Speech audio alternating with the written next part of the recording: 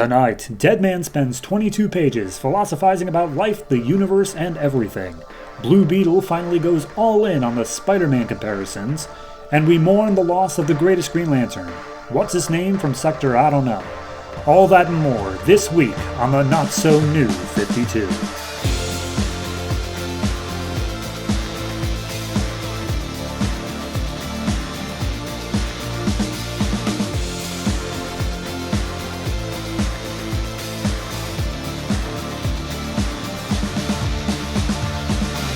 Hello everyone and welcome to episode 16 of the Not-So-New 52. I am your host, and question of the day for you. What do you think of recap pages? Or I guess more specifically, how do you feel about a writer just taking a page or two within the plot itself and saying, hey, other character, you know how all of this stuff is going on? And just recapping everything you've been reading over the past couple issues. The reason I ask is because I feel like this week specifically, but also the month as a whole, like every comic is doing a recap of, oh, here's what's been going on over the past 4 issues. Like, is that really necessary? Is issue 4 the point where people are like, oh man, I wanted to jump in, but I couldn't jump in at issue 1. But issue 4... that's where I'm really interested. Like, really? I don't know. Maybe that's just me. It was strange to me how much it happened this week, and you will see so as we look at the comics that came out this week. This week, December 21st, 2011, DC Comics put out 13 comics, a nice small number that I will still somehow ramble too much over.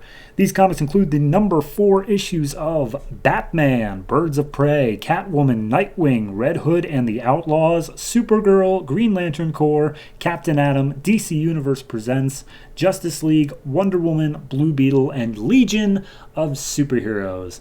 A comic that never has a recap page, and probably should, but I am not going to diss Legion until we get to it, so let's start with our first comic of the day.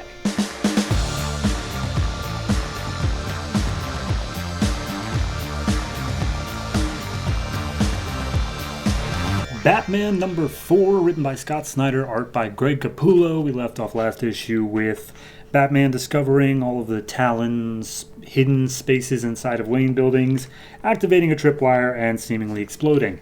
This issue picks up with him, of course, not exploding, but he talks about, like, oh, the tripwire is used to intimidate your enemy because it makes them think that you know the area better than they do, and blah, blah, blah, but Gotham is my home, and whatever. So he's busting out of the burning building. He very narrowly manages to escape, but this whole time he's just recapping everything that happened, and that's most of this issue. It's just recapping everything that's happened with a little bit of new info in there. So yeah, no, he just recaps everything. He makes his way out of the building, and of course he survives, but he is badly injured.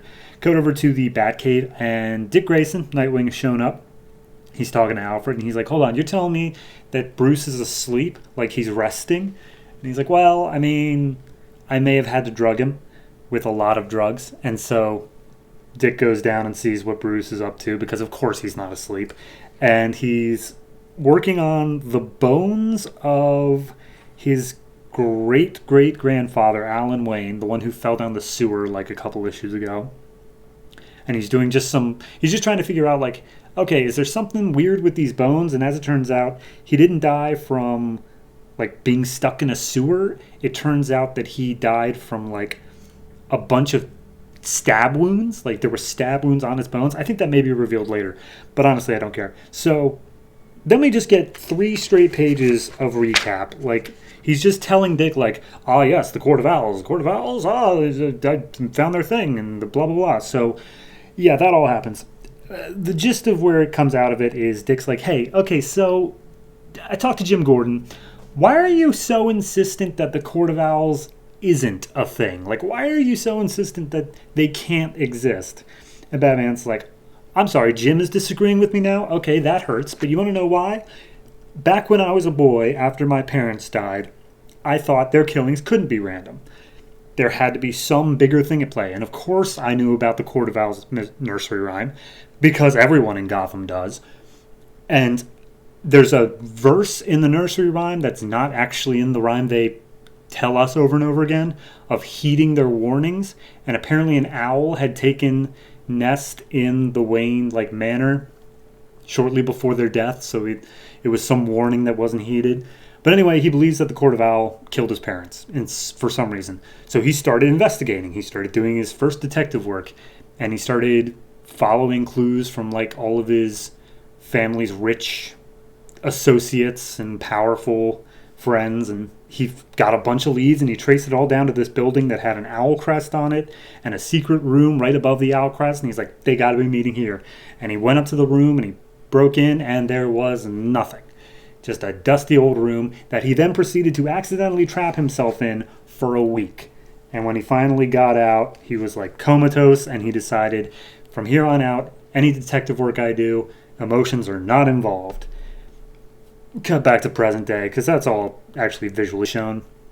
And Dick Grayson's like, okay, you were a kid, and, no one's blaming you for not being able to find them when you were a kid. And Batman's like, they're not real. I've looked multiple times since then. They're not a thing. And he's like, all right, you're Batman. This is your city. I'm just saying, it's 400 years old. Maybe something else is around. So he leaves, and Batman goes back out to investigate. We see that Jim has the bat signal on, but I guess that Batman's kind of salty that Jim is questioning him. So he just sees Jim standing at the light and is like, I'm gonna go this way, and he just goes off. He goes down into the sewers where again his great-great-grandfather died, and this is where we get the reveal that he was stabbed to death by throwing knives. And apparently there was some metamorphic rock residue on his bones, which is strange because all the sewer is made out of granite, which I guess isn't a metamorphic rock. So I don't know why he's still looking in the sewer then, but regardless, he finds a place that is a good place to start. And as he is literally carving it out of the wall, the Talon just jumps him from behind, pushes him through the wall, as far as I can tell, down into the ground. And he wakes up, and he is in a labyrinth with a Court of Owls TV screen above him saying, "Welcome, Batman, to the labyrinth." And that's it. That's where the issue leaves off. This one didn't really do a lot for me. Like I said, it's mostly just a recap and then just character development for Bruce of you want to know why that mild character thing that's been going through the past 3 issues is a thing? It's because here's another thing from when my parents died that I haven't told anybody. It's all right, yeah, sure, good, cool. All in all, and I do want to say the art, Greg Capullo usually does a fantastic job. Action scenes, no problem with those. But when he's just sitting there talking to Dick, I don't know, I was really distracted by a lot of the faces. I don't know, maybe it was an off day or what it was, but I was actively distracted reading it, which is not a good sign. So all in all, I think I'm gonna give this one a 6.5. It's got some issues with it. The biggest one being of it. Why did it moved nowhere for literally the entire issue. Yes, Batman survived the explosion. We all knew he was going to do that. You could do that in 1 page. They stretched it over to 3. And then this long talk, which, again, character development, no problem with, inherently. But then, within the last 2 pages, it's just, oh, Talon attacked you, and now you're in a labyrinth. It's okay, I feel like we could have spent more time setting that one up. But regardless, 6.5. I'm still liking it. There's no problem with it. It's just a weak issue and an otherwise strong run. But I'm always looking forward to seeing what happens more with Batman.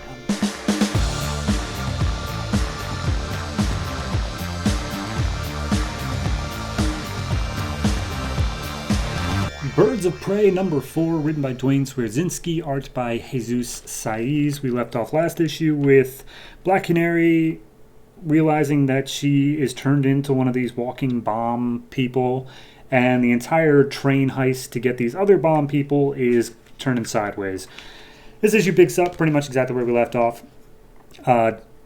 Inside her head, Dinah can hear this voice that's singing a nursery rhyme, which apparently is her trigger to explode. And if she hears the end of it, she'll explode. So as everything's going tits up for the entire Birds of Prey, she's making her way to the door of the train. she busts herself out, and she's like, well, this fall could probably kill me, but better than blowing up a train. So she goes to jump out. Starling grabs her and says, oh, wait, hold on. There's another way. Boom, knocks her out. Right hook. And then the rest of the action happens, and we get back to it. But we wake up. She's in the doctor's office of Trevor Cahill. The only reason I know is because she lists off first and last name here very conveniently. It's the same doctor from like an issue or two ago. And Starling's there, and it's like, hey, so is there any reason why you took that highly experimental stroke treatment drug I was telling you about before? It's not exactly a party drug. And she basically was like, well, hold on. I could still explode. Did you find a cure? And it's like, well, yeah. I mean, I found a way to kind of break down the fragile proteins. Cool, we need a lot of that, and we need it now. And Starling's like, hey, I'm 9 steps ahead of you. We got to go. After flirting with Trevor for a little bit more. So then they run out the door, and Starling explains everything that happened on the train because it had to be told in flashback. So Starling apparently broke her hand punching out Black Canary, dragged her into the bathroom, and then over the comms, Ivy's calling for help. She can't get to Ivy, who's being beat down, so Katana steps in, draws them out. For some reason, they just give up Ivy really easily to go after Katana. But they go up onto the top of the train and start fighting. When Starling shows up to the front of the train, she sees Ivy just standing outside the control room, not doing anything. But it's one of the invisible guys putting on a disguise. Literally, like, if this was a turning page payoff, I would be like, okay, that's a thing. But at the top of the page, it's shown, and at the bottom of the page, it's revealed. So I don't even know what they were going for with that. Regardless, Katana's slicing and dicing people, and the blood is getting all over the passengers' windows, which are kind of messing with the passengers a little bit. Ivy doesn't know how to stop the train inherently, so she just grows some vines. They spring out the front of the window, and they pull a Spider-Man 2 of just digging into the ground until the train stops. Everyone's okay, everyone's fine, except for, the people Katana killed. Ivy gets one of the invisible people and does a mind reading thing, or toxic seduction as they refer to it. Starling and Katana make their way to the two targets. Katana knocks out the judge super easily, where Starling goes to the other guy, I think the political aide, and she's like, hey, sorry, I broke my hand knocking out my friends, so this might take 2 or 3 punches. He's like, do you know who I am? And she's like, thank you. Knocks him out. So apparently they got the information that these guys are called cleaners, or they call themselves cleaners. They report to a man with the code name of Choke, and they've been doing experiments all over Gotham. And turns out those guys that they were targeting weren't walking bombs. They were actually like receivers and transmitters. Like they were, everything they saw and heard, they were transmitting to like a central place. So yeah, that was a thing. So anyway, we're like, all right, anyway, we got an address of a place where these guys are hanging out, so we're just going to go ahead and break in there and kick some ass. So they go there. Batgirl arrives because she's in the book, I guess. And they all dive into the building in their own various ways. And when they get in there, it's completely empty. But of course, they recognize, oh, these people can turn themselves invisible. And as it just happily turns out, I got a piece of their armor, Starling says, and I brought it to the guy who was doing all the medical stuff. And it turns out he's just a jack of all trades. And he made us this laser that when I turn it on, it should undo all their invisible tech. Yep. So she turns it on, and immediately they see they're completely surrounded. Like the entire edges of the room are all covered in these guys, but they're all facing away from them, and it doesn't seem like they're like ready to fight. But Birds of Prey are like, all right, everyone, Katana, you cover the right flank and whatever. But then the voice in their head starts again, and it's like, oh, that's not going to be necessary. Welcome to the cage. And they're like, who are you? What do you want with these people? And it's like, I would explain everything to you, but you're not going to remember anyway. Bye. And then they just wake up in the wreckage of a building, and Starling's like, what was I saying? And that's it. That's where we leave off. There's just a black panel, wreckage of building, and we're going to do the thing where we go back again. We're going to see what happened again, because this can't just tell a linear story. We got to go back. So it was fine. It was good. It furthered a lot. It introduced the way that the villains operate. It finished up that whole train thing. It showed part of their plan while not giving the whole thing, and then gave us a little taste of how strong like the main villain is, and that he's able to just say, I don't want to have this fight, and then he didn't. He just skipped it. So yeah, no, I like this issue in terms of plot. I just don't like the structure of it. I don't like the fact of like, I knocked out Black Canary, and therefore we're just going to do this whole thing, and then you don't get to see this part of the story because that's part of his power, even though I'm sure we're going to see that part of the story. I guarantee you. So, I don't know. I just don't like that kind of structuring thing. Maybe that's just me, though. So, overall, for me personally, I'm going to give it a 6.5. I like some of the more comedic bits, especially when she knocks out the political aide. That was a good part. I don't, again, so, like this one-page structuring thing of Ivy betraying them and then clearly not. I don't understand why that had to be there. It's just structural issues. In terms of forwarding the plot, it's good. So 6.5 for Birds of Prey. We'll see where it goes from there.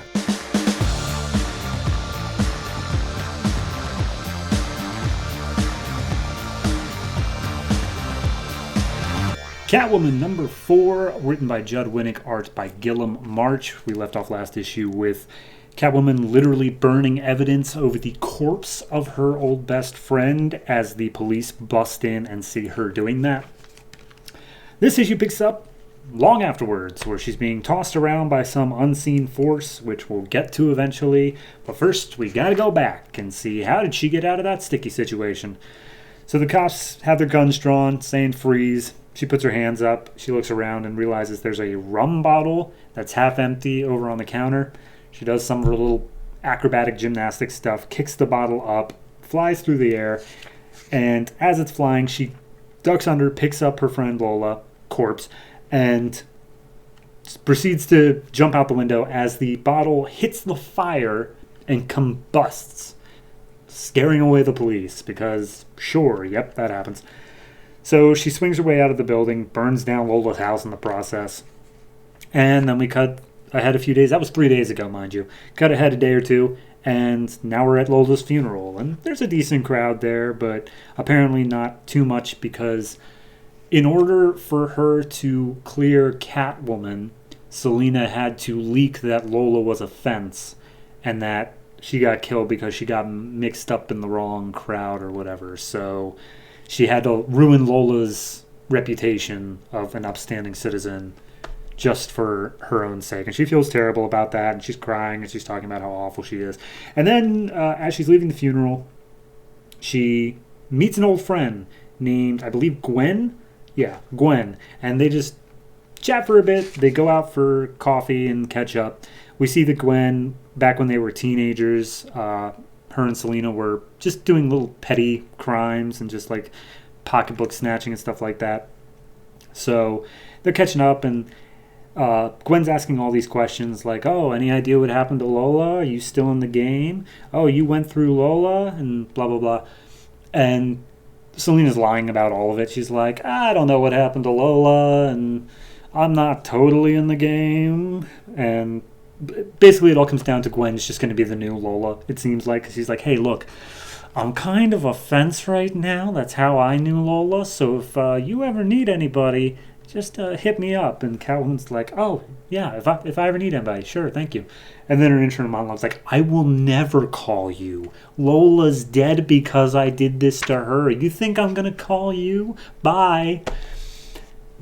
And then we get this weird cutaway that I know is going to come back at some point eventually, but for right now, it's just a cutaway of a detective talking to his lieutenant Winston. His name is Detective Alvarez.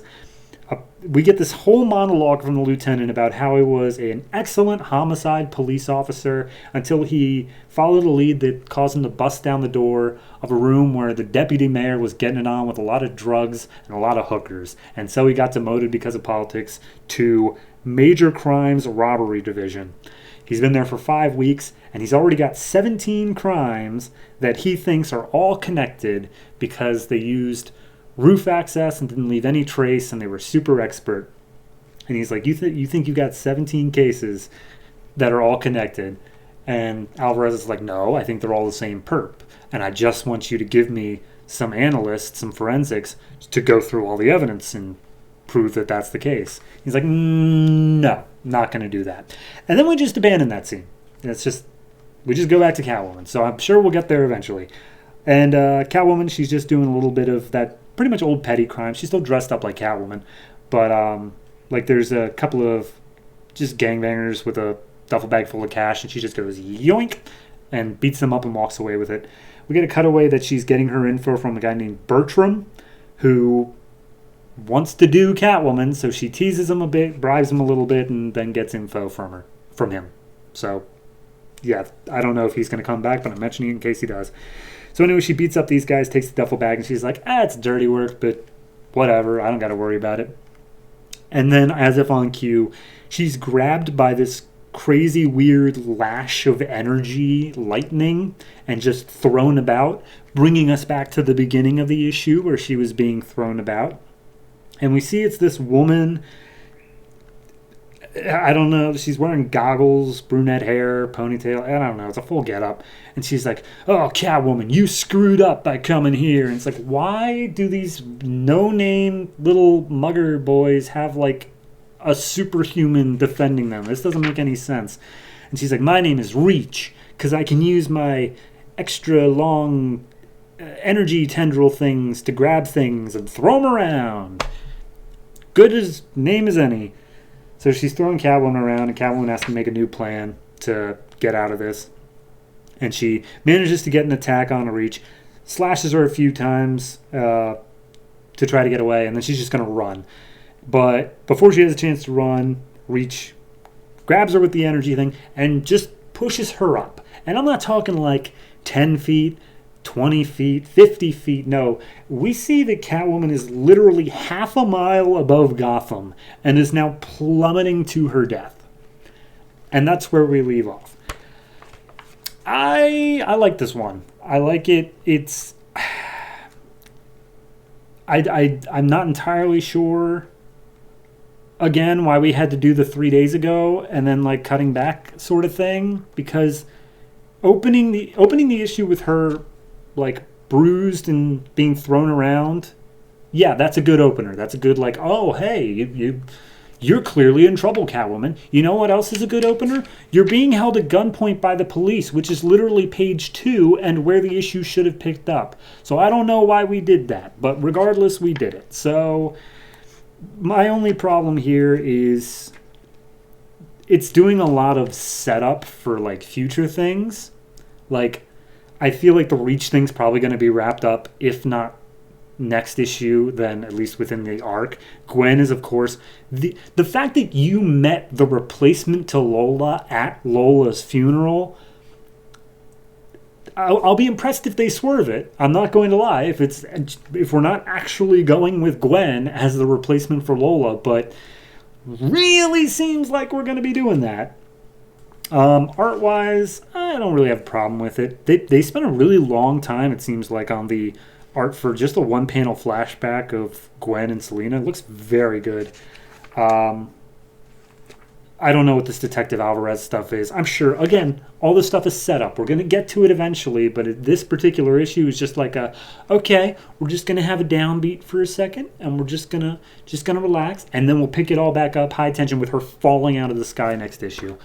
So yeah, now I'm going to give this one a 6. I'm really debating 6.5, but if I have to debate it, then it's down on the lower side. So I'm going to give it a 6. My biggest thing is the fact of it's just setting up a bunch of stuff, and it seems to be coming out of nowhere. Like, oh, hey, Gwen's here. Oh, hey, new guy's giving me tips. Oh, hey, new villain.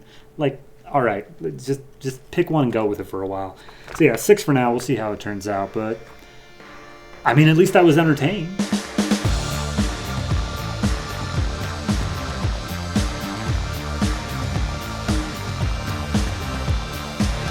Nightwing number 4, written by Kyle Higgins, art by Trevor McCarthy. We left off last issue with Dick hooking up with his old flame Raya, and the reveal that Psycho is still definitely alive and still definitely going to kill Nightwing, but we are taking a detour. So we pick up Gotham City 24 hours ago. Batgirl speeding through traffic on a motorbike. she comes up against some guy named Spinebender, who's a shapeshifter. And apparently, well, they'll reveal it later, but apparently he stole some microchips, and Batgirl's trying to get him back. And Batgirl manages to lose Spinebender because, of course, he's a shapeshifter, and he just goes into a crowd, and that's enough to lose him. And that's in Gotham. So anyway, now we're cutting to Miami. So that's where Haley Circus is. Raya and Dick are just talking post whatever it is you do in bed. And apparently Dick's never seen The Godfather, which is a thing. And this whole time he's given a whole bunch of backstory on like, oh, here's Raya, she's my favorite, blah, blah. I've already told you all this. So they're just talking, and then Dick's like, oh, hey, we can make a regular thing of seeing movies I've never seen, because I've never seen... Raya's like, don't. Look, you're here to solve the mystery of like the heart of the circus or whatever the dying words of Mr. Old Man Haley was. Once that's done, we both know that you're going to be going back to your life in Gotham, and I'm still going to be here. So let's just not make this more than it really is, okay? And he's like, all right, well, I'm kind of a hopeless romantic, but sure, whatever. We cut over to the clown, who is looking forlorn, like the clown of the circus. He's got a note that's really, really, really zoomed in, and you can just make out warning, threat, deal, and that's it. I don't know if I'm supposed to know what that means. But anyway, someone walks up and asks the clown, like, hey, do you know where Dick Grayson is? And he tells her to try the train. And apparently, Dick Grayson has a type because it's Barbara Gordon. It's Babs. And she knocks on the door as he's just wrapping up with Raya. And Barbara just kind of bursts in and is just like, hey, how you doing? How's it going, Dick? And says, oh, you were busy. I'm sorry. I didn't mean it. And Ryan's like, no, I'm just leaving. And Dick's trying to do damage control. He's like, oh, this is my friend, like from Gotham. Just a friend. I know she looks incredibly similar to you, but, they shake hands. And Raya's not exactly happy that she's here. But, she leaves, and then Dick's like, thank you so much for showing up. Why are you here? And she's like, okay, so in my book, Batgirl, you and I had a conversation last issue, number 3, I think, and it didn't really end too well, and I felt bad about that. So I thought I'd come and talk to you because a guy I was chasing, Spinebender, he's going to try to deliver some microchips down here in Miami. So, hey, it looks better. So how about we go out and team up like we used to do? And they do just that. They go out and they explain the whole Spinebender thing a bit more in detail. That he got the microchips from Q-Corps, which, straight up, this is like the 4th book, I think, that has stolen or done things to Oliver Queen's company. So he needs some better security, like, now. But regardless, they see the people that Spinebender's going to meet, and so they're just staking him out. It's like, he'll show up in like 20 minutes tops, so we'll just chill here for a second, then you can get back to your lovely lady. And then 3 hours pass, and still no sign of him.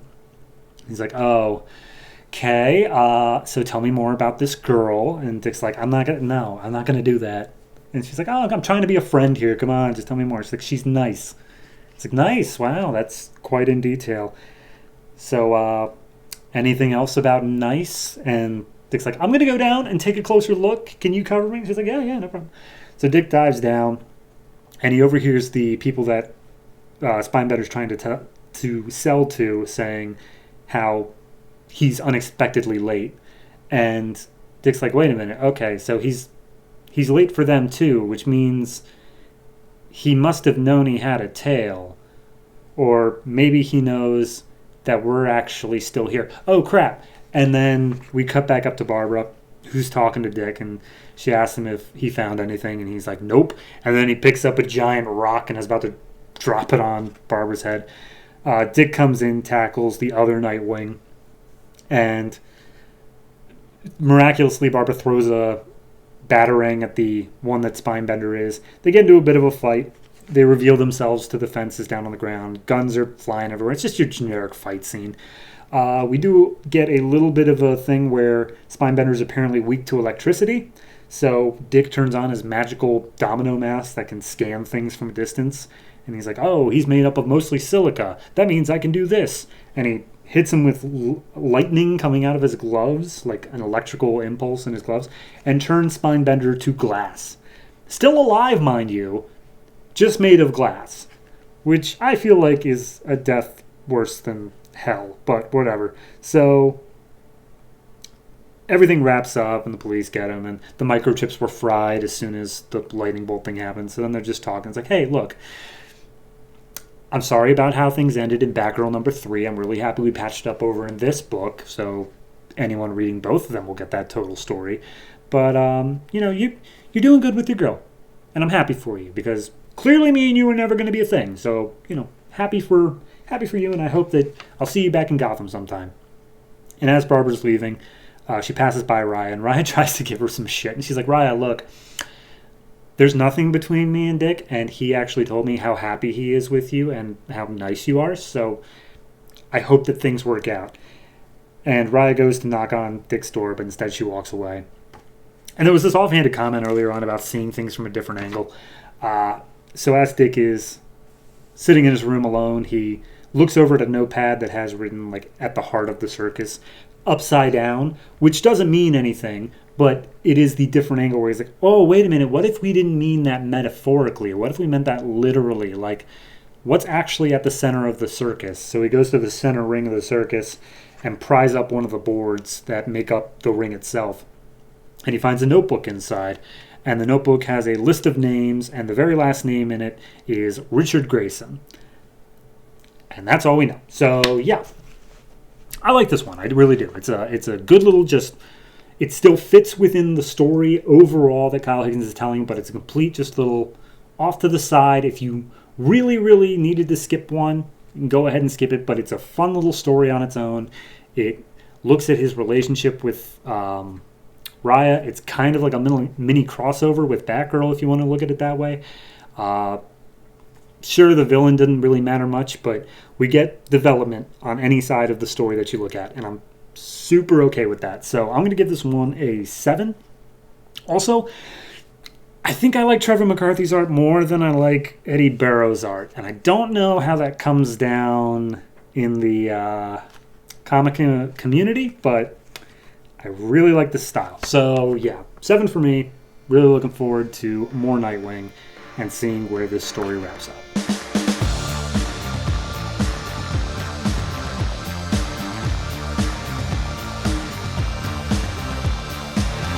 Red Hood and the Outlaws, number 4, written by Scott Lobdell, art by Kenneth Rocafort. Left off last issue with a bunch of flashback stuff, but they got a hint that the place where they're going is Colorado. So we pick up in Colorado, specifically a place called Middleton. We're in a bar, and Roy is narrating about how he's sober, and his sponsor, Waylon Jones, a.k.a. Killer Croc, would be so disappointed in him. Meanwhile, we see that the seats that Jason and Roy are sitting in at this bar are claimed by these big, tough, biker-looking guys who are like, hey, get out of my seat, son. And, of course, Jason just turns around, kicks all their asses, and then says, like, oh, I'm sorry, do you still want your seat? Because he has to be just oh so badass. Meanwhile, apparently this whole thing was them trying to cause a scene, like they wanted to be seen causing issues. A police officer steps up and was like, hey, so you two, you need to come with me down to the station about that whole thing. That was kind of not all right. And she's like, oh, of course, officer, we'll gladly join you. So Jason and Roy follow the police officer, and Starfire starts narrating. She's flying over top of the city, keeping an eye on them, explaining how this was all a ruse, and she doesn't quite understand ruses because in their culture they just kind of take whatever they want. But, she knows she has to keep her distance because she looks so different. And she's more than okay with believing that they can take care of this themselves because they're spunky or whatever. And then she just gets slashed and choked and thrown down into the snow and ice. Because, yeah, that happens. And there's just 2 speech bubbles of her just cursing an alien. And then we get I want to say speech bubbles, but they're not. We're literally getting the narration boxes of the dude who slashed her. His name is Crux, as he reveals later. But basically, that dude from, like, issue 2 that, like, saw how Corey was on Earth because of the internet thing. Yeah, you remember that? So, I think it might have even been issue 1. No, it was 2. So, he's a giant alien monster beast with wings and scales and fangs, and his name is Crux now. And they start fighting once he says, "Oh, I am here to stop the invading alien hordes." And Starfire's like, "Oh, you're a xenophobe. Cool. I don't feel bad now." And she punches him in the face. Cut back over to Jason and Roy's thing. Roy is standing outside the police station while Jason is getting some information from the cop, which is holding her at gunpoint, putting cuffs on her, and just being like, "Look, I'm just looking for some files on this thing known as the Untitled. They're an ancient cult and blah, blah, blah. And they live amongst the humans." This is the most explanation we've gotten on the Untitled. They live amongst the humans. They're an evil mystical race. And they like to hide themselves in positions of authority so they can cover up their tracks easier. Like a mayor or a local doctor or a cop. And so the cop gets up and immediately, like, magically shoves her hand into Jason's back and just demobilizes him for a second. And she's just like, "Why? I mean, I'm surprised I didn't recognize you were one of the all cast, but why'd you break our truce, dude? We were totally cool with just chilling. Why did the all cast break the truce?" And he's like, we didn't. You guys broke the truce. Don't try to trick me on that." And then, of course, Roy comes in. He fires off a bunch of arrows into the thing's head, and cop just turns around and is like, "You idiot. Steel tip's not going to do anything. Only copper works on me." He's like, "Yeah, I know. Jason told me." And then he fires off a copper tip arrow that just splices her in half. Cut back over to Starfire, and we get Crux's backstory because he literally just says, like, he's drowning Starfire, and then says, "Before you die, I want you to know exactly why I'm doing this." He says those words. And we get the whole backstory that his parents were in a car accident that he was also in when an alien spacecraft, like, crashed onto their car and killed them immediately. But apparently they were, like, super well off and had some alien tech or something like that. So he just took it to the next level, and he tried to discover all this stuff, and he managed to track down that the ship that hit them was a Tamaranian war cruiser. So he's super pissed at Tamaran and all of Starfire's people. So when he saw her image online, he was like, "Yep, I'm gonna go hunting today." And then he gets interrupted mid-monologue, but he's like, "I don't remember asking you." And Starfire just throws him down into an icy lake. He starts swimming, and Starfire's like, Are you serious right now? Are you trying to swim to get away?" As she just flies over top of him. Cut back to Jason and Roy. She's healing up. The Untitled is healing up because, of course, it is. And as such, Roy's like, "All right, so what do we do now? How do we beat him?" And Jason's like, "Well, we don't. We run." And so Roy's giving him shit for, like, "You were trained by Batman. The best you got is run." He's like, "If you got a better plan, you can do it. I'm going to run." So they make their way outside. Meanwhile, Starfire, she's so intently looking down at where Crux is, she fails to notice this giant portal set up made out of, it's a Tamaranian transubstantiator. Straight out of Phineas and Ferb. And it does something to her. Apparently, according to Crux, like 2 pages later, it basically takes away her powers. She's all but human now. So then we cut back to Jason and Roy. They see when Starfire was losing her powers, she let off like a huge energy blast. And Roy's like, "Wait a minute, that's Starfire's energy. Is that the Untitled doing that?" And Jason's like, "Probably not. They don't really know about her." And he's like, "Cool, I'm going to go check on her. Are you good?" And Jason's like, "Oh, yeah, I'm good." So he's got his guns out. Crux is like, I'm ready to... He doesn't even kill her.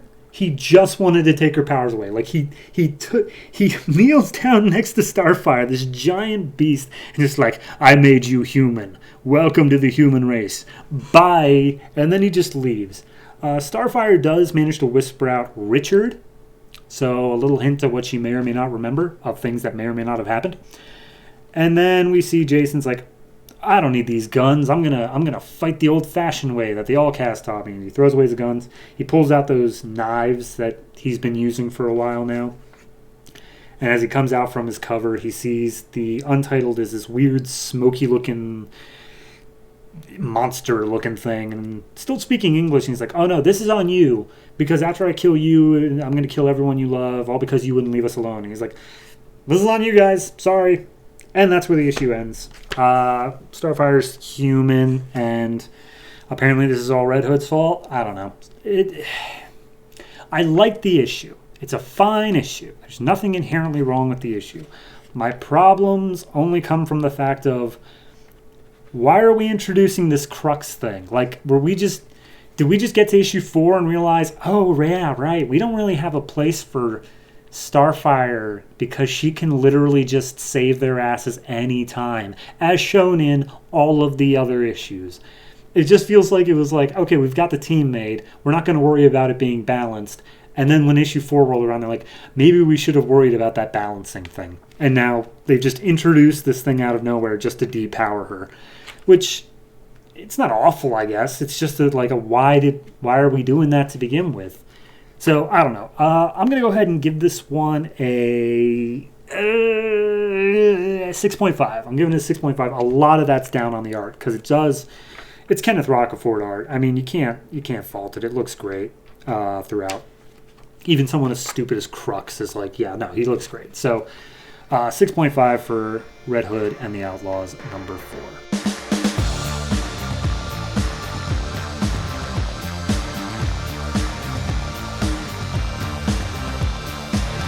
Supergirl, number 4, written by Michael Green and Mike Johnson, art by Mahmud Asrar. We left off last issue with a battle against a goo creature named the Brain.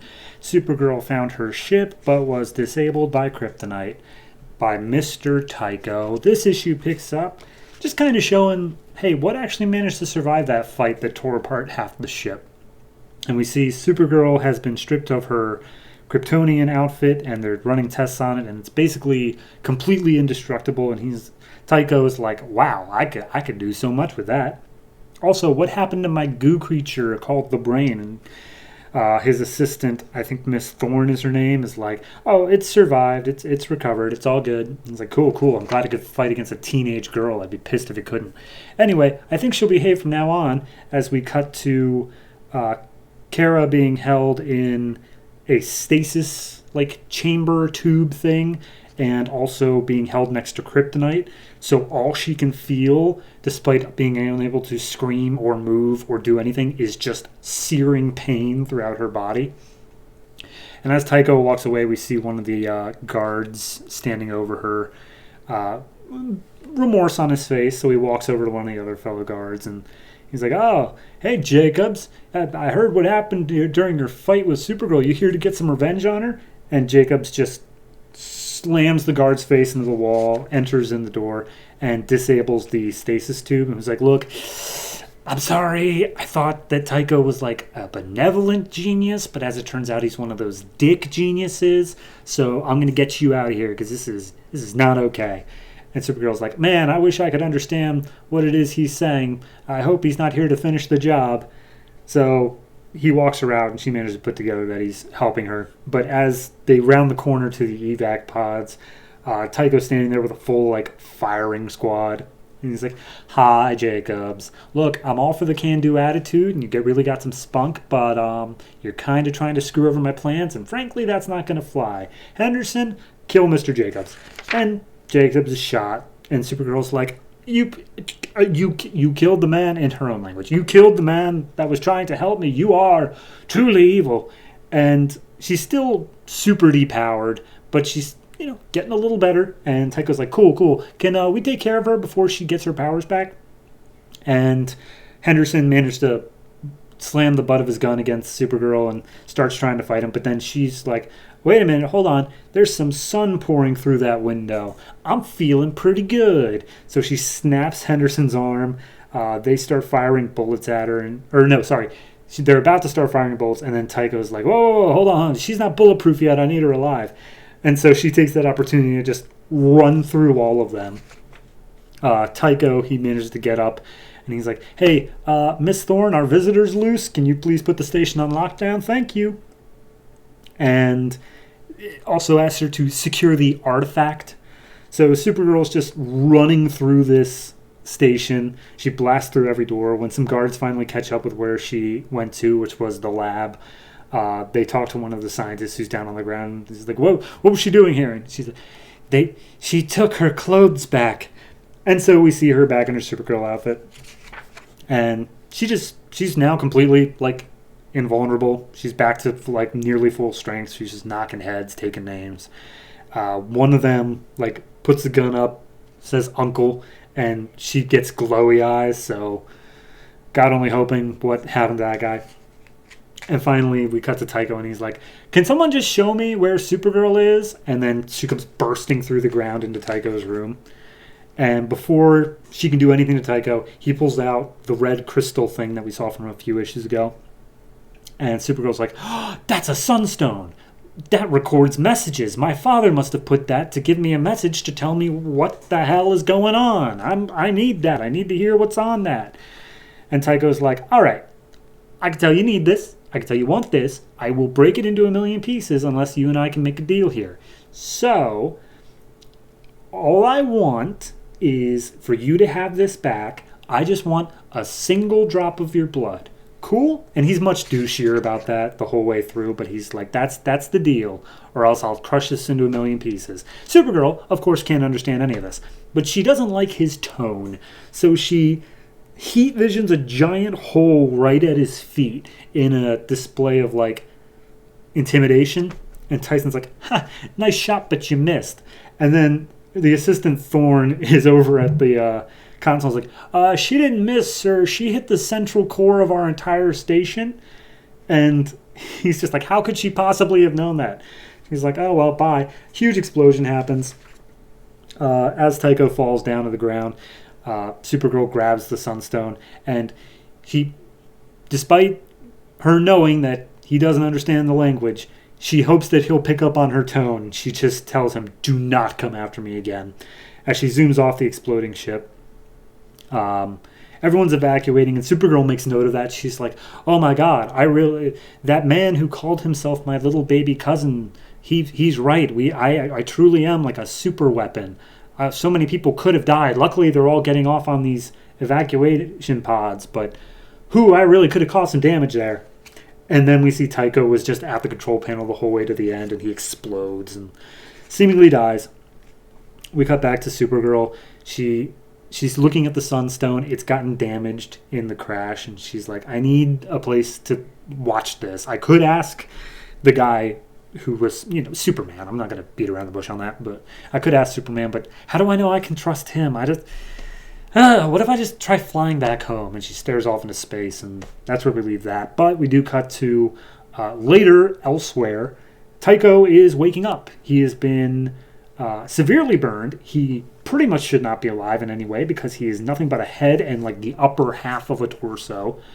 But he's been bonded to the brain goo monster from before in order to survive. And he looks over at one of the guards who is keeping watch over him, and he's like, hey guard, hey, come here. You got some blood on your outfit. Is that your blood? And he's like, no sir, I think it came from the girl. He's like, cool, I've won. And that's where we leave off, with him snickering that he won. I liked it. I think it's a solid wrap up to the Tycho thing. I'm glad that he wasn't like a major he still could be a major long-term villain now. He's got superpowers, but I'm glad that the douchey trillionaire, I think he said he was. I'm glad that didn't stick around for too long. I'm glad that we moved on to a better, bigger threat, and Supergirl's just out of there for now. Probably going back to Earth. So no, I'm happy with where it's ended up. Art-wise, I like it. There's one or two panels that are kind of iffy, especially in the middle of some of the fight scenes here, but for the most part, it's all very solid and very good at conveying what it's trying to convey. I'm going to give this one a 7. I think it's a well-done arc. My only critique in terms of writing is the fact of, like, everyone is just expected to kind of understand everybody else. It's like, oh, I know you can't understand that I'm rescuing you, but I hope that you understand that I'm rescuing you. Is he rescuing me? Like, okay, yeah, just I like the idea that Supergirl can't understand the stuff, but you're just beating around the bush where you want her to be able to understand. So just get her there. Give her the Sunstone, whatever it is that's going to teach her how to speak English. But that's minor in comparison to the arc as a whole. So 7 for Supergirl, number 4.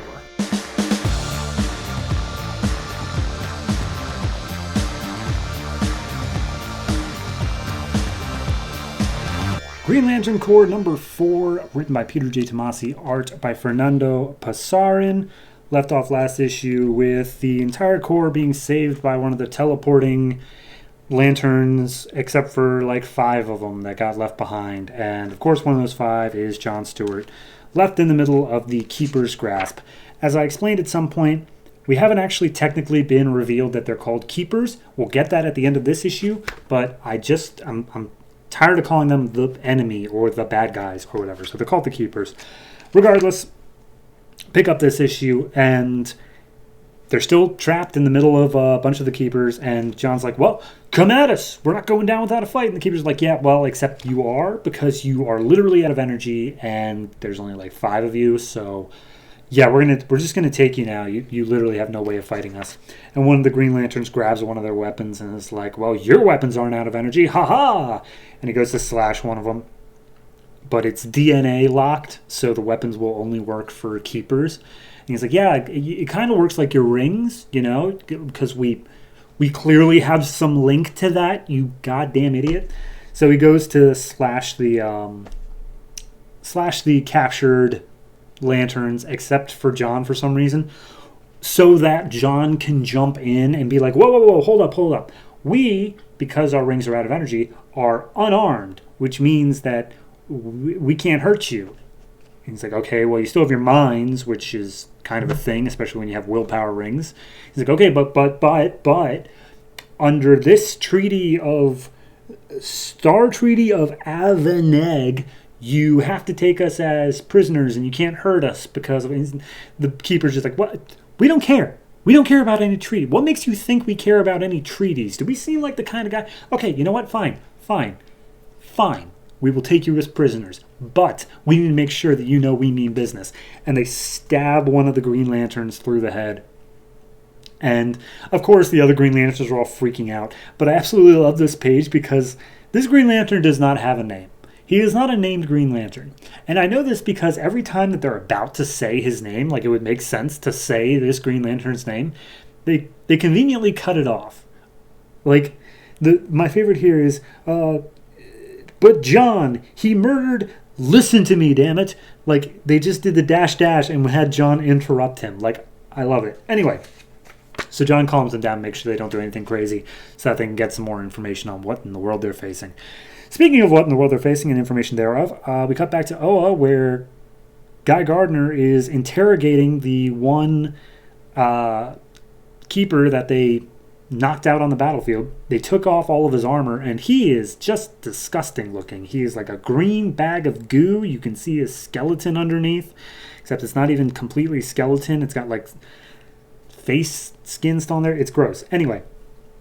Guy's making fun of how ugly he is. He has like a bunch of cameras set up with Green Lantern constructs. He's like, time for your close-up, and he just smashes the camera into the face of this guy. And he's talking to Selak, and he's like, Selak, do the Guardians know what these things are yet? And Selak's like, let me check. No, they don't know what these guys are yet. And he's like, cool. Well, what about that telepath we have that can read the minds of the dead? It's like, well, first off, that was that Lantern Sarek died on Ryut, like when this book started. Secondly, you're not going to kill the prisoner guy. And Guy's like, dude, I'm trying to play bad cop here. Can you please just let me play bad cop? Can you please just stop being such a pain in the ass? And basically he just keeps on threatening the guy of how deep they're going to dig into his mind to find out his secrets. Then we get like a training montage, like a revenge montage, I don't know how you want to call it, of just all the Green Lanterns who were on that initial team just being pissed off at like the fact that they failed. You get Kanu, who's smashing boulders, being like, I will never leave behind anyone again. You get Isamat Kal, who is still by far the best one out of this team. He's has a bad dream that he's being attacked, and when he wakes up, he was actually making Green Lantern constructs to like attack him. Apparently, he does grow his limbs back, though. So that's, like, he grows them back quickly-ish. It'll take a couple weeks. So he's not worried about that. Then we cut to Sheriff Martin, who is, like, in the danger room attacking robots. And it's like, oh, you did that with 96% efficiency. And she's like, set up the next one. We're not stopping until I hit 100% efficiency. Then Isamat Call comes in and stops her. And is like, hey, can I join in? I want to break some robots, too. And they just get to talking, and Isamat's like, I'm glad that I'm going to get my limbs back because having this ring on my tongue tastes really bad. And Sheriff's like, you're really good at moving around your tail. Why not put your ring on your tail? And Isamat's like, why don't you shut up? And then he proceeds to put the ring on his tail, showing that he just never really thought about it. Then we cut to the planet of the Keepers. It's just this barren wasteland. They portal in, bringing John and other Green Lanterns with them. And they're like, hey, welcome to our planet. You may lose your lives as you cross the Emerald Plains. But then we just see it's more barren wasteland. The only difference is that there are holes where all in the shape of lanterns, but they're all empty. So take that for what you will for the next 4 pages until it reveals itself. So then we cut back to Guy. He's still in the interrogation room. He's like, I know we haven't done anything for the past few hours, but I'm still going to dig real deep. And Martian Manhunter comes up through the floor, and he's like, hi, I'm Martian Manhunter. I'm here to help you dig real deep. And Guy's like, dude, who are you? What are you doing here? And he's like, I'm a Martian. I'm part of Stormwatch. Please buy Stormwatch. I'm a telepath, and I'm going to read this guy's mind. He's like, okay, first off, you say Martian, there's nobody on Mars. No one lives on Mars. He's like, yeah, not anymore. Thanks a lot, Green Lanterns. Where were you for that one? Anyway, shut up. I'm going to read this guy's mind.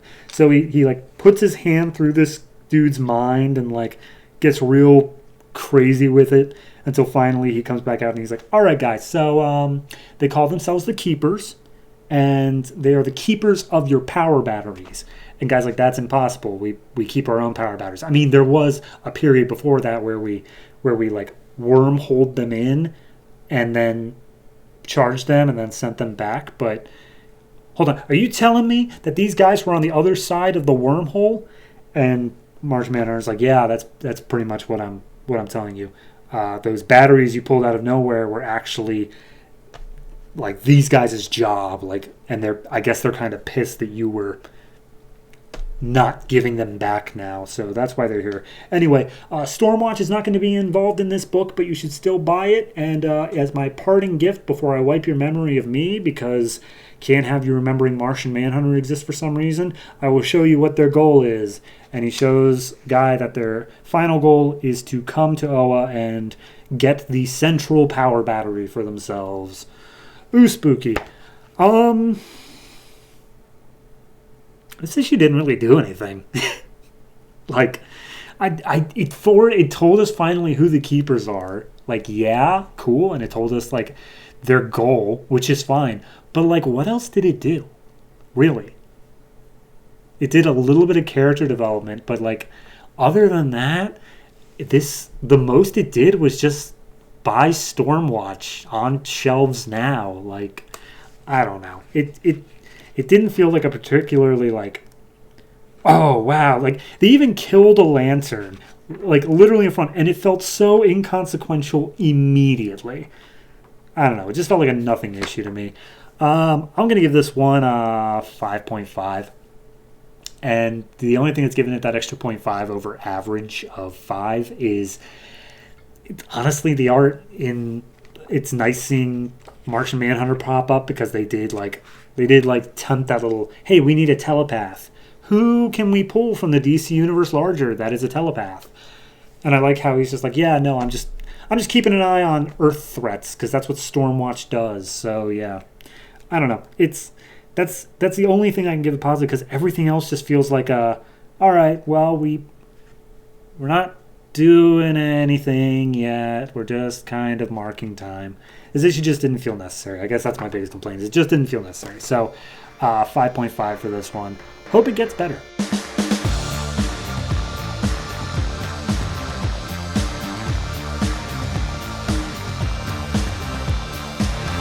Captain Atom number 4, written by J.T. Krul, art by Freddie Williams II. We left off last issue with Captain Atom working with the Flash a little bit, maybe overstepping some bounds and seeming a bit too powerful, and now is conscripted to work with General Eiling in the U.S. military. This issue picks up with that weird creature thing we've been following for like the entire series and yet has never intersected with the main story.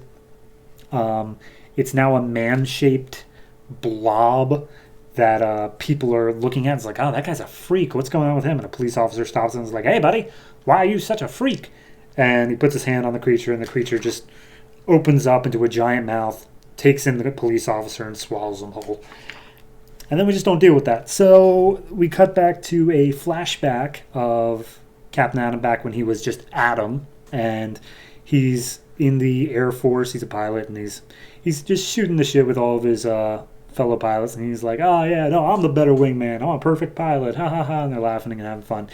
And then we cut to modern day where everyone's staring at Captain Atom with just like fear and disgust. And Captain Atom, of course, notices, and he's like, that doesn't make me feel good. Eiling shows up, and he's like, hey, you're supposed to be in my office at 0800, and you are not there, which means I had to come and look for you, which is a bad way to start your first day here, rookie. And he's like, oh, don't do that with the rookie thing. I'm here because you asked me to be here, not because I'm your soldier. And he's like, what's that? Your name is Captain Atom, right? And I'm General Eiling. So you better start listening to what I'm saying if you know anything about the rank of command here. He's like, okay, I'm done. Goodbye. I'm just going to leave now. And as soon as he starts flying away, Eiling's like, wait, okay, sorry. Look, I get it. You're all shaken up and things feel so different now that you're you. But underneath it all, I'm sure that you're still the U.S. pilot that you were. You have so much potential here in the U.S. military, and I know that's your place because that's where it was before. And now, I mean, look at you. You can pretty much just double our firepower. And Captain Atom's like, I'm not a nuke.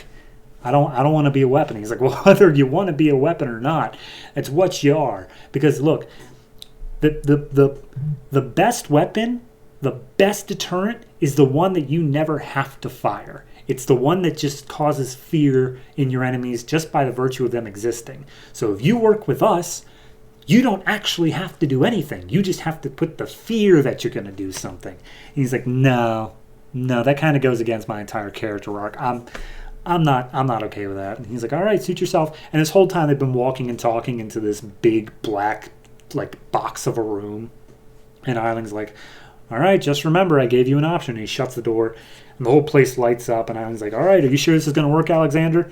Alexander being the name of that douchey scientist that hates Captain Atom from the entire rest of the series. And he's like, oh, yeah, no. This is definitely going to work. So Captain Atom's like, what are you doing, Eiling? And he's like, well, if there's one thing the U.S. military is really good at, it's if we can't have the big shiny gun, nobody can have the big shiny gun. So they start apparently fluctuating the power in the room, which means that like Captain Atom has to focus all of his energy to just remain stable, so he's unable to like teleport out or even like leave. He has to just focus by like staying still to not explode or die. But I guess that they underestimated Captain Atom, because the first thing he does is literally just like buckle down and then just burst out of the room. And he's like, all right, that's enough of that. I'm done. Sirens start going off across the military base. Everyone starts firing guns and missiles and stuff. And Captain Atom just waving his hand and being like, guys, and it's all internal. He's just like, guys, you're not stupid. You know you can't do anything against me. Why are you even bothered? This is just playtime for me.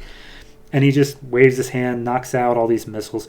Eiling calls in some jet planes to fire off some missiles at him. He's like, well, we did always call them our birds. And he turns the jet planes into feathers, and the pilots just fall harmlessly to the ground. And as Captain Atom is just standing over them as a god, he's like, all right, this kind of goes against my wanting to be a man thing and kind of leaning into your weapon thing, so I think I'm going to stop now. And Eiling's like, so what are you going to do? And he's like, I'm just going to go. And Alexander, I'm very disappointed in you. And Alexander's like, I was just trying to help keep people safe, Captain Atom. And Captain Atom's like, what a coincidence. So was I. And he teleports out. and goes back to the continuum where he meets up with Renita. And he's like, Renita, why are you always here? And she's like, well, I kind of like hanging out and hoping I'll see you. And she's like, look, the soldier thing didn't work out, Renita. I know. It sucked. It sucked a hard time. Maybe I need to stop pretending to be a man. I mean, look at me. I'm a monster. And Renita's like, no, hey, you're not a monster. You're amazing. You're fascinating. And not everybody is afraid of you. And she puts her hand on his cheek. And she's like, huh, that feels weird. And she pulls it back, and it's like red and burning and shriveled up. And she starts screaming, and he starts screaming. And then we just leave that. We cut to a family back in Washington. They were on a road trip, and they're like, all right, we're stopping for a quick pit stop, but be back on the road soon, guys. Everyone, get what you need.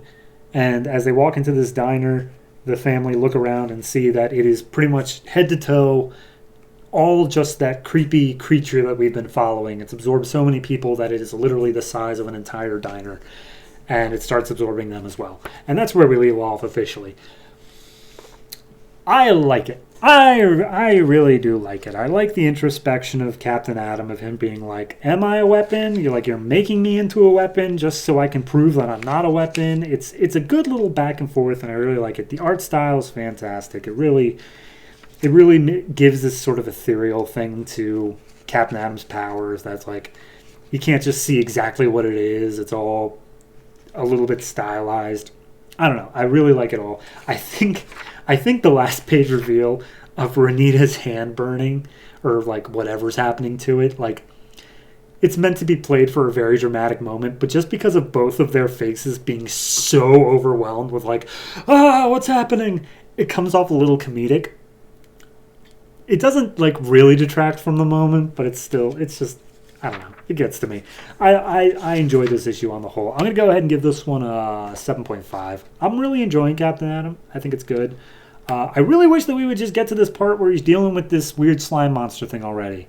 Like, I get that we're building up that this slime monster is going to be, like, ridiculously powerful, or at least ridiculously big when we get to Captain Atom, but we've also seen that Captain Atom can literally just do whatever he wants. So I guess this isn't so much going to be, like, a threat to Captain Atom as much as it's just going to be a, like, it'll somehow be like a dark mirror reflection to him in some way. I just don't know how that plays out yet, because it's just absorbing people. I don't know. It's we'll see where it goes. But for this particular issue, 7.5, I'm really enjoying it.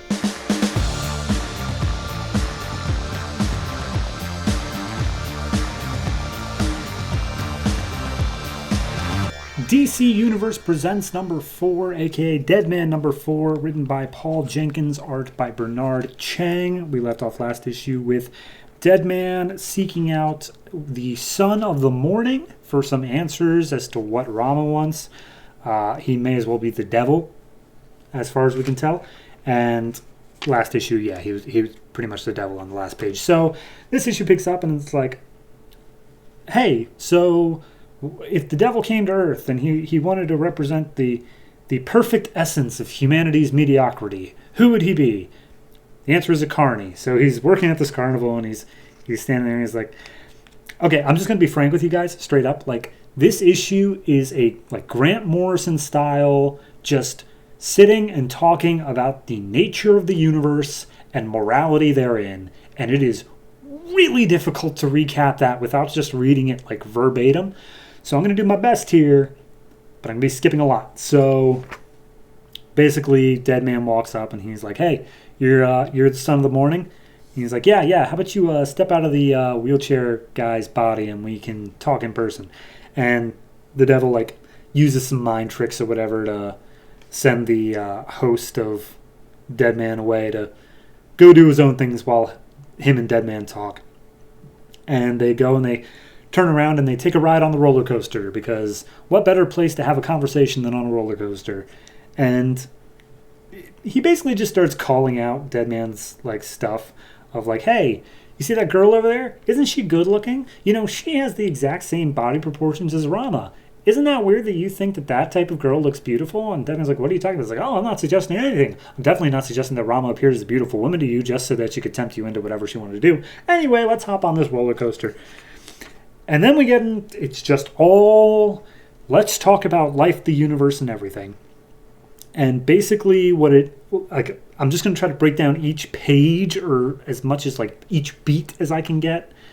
And basically the first thing is like, hey, first thing you know, I'm not really the devil, but like, I'm just a guy who, when creation was made and all those immortal beings came out and it was all predestination and all like fate and stuff like that, he was someone who, quote, disagreed with the notion that there should be some kind of roadmap for creation.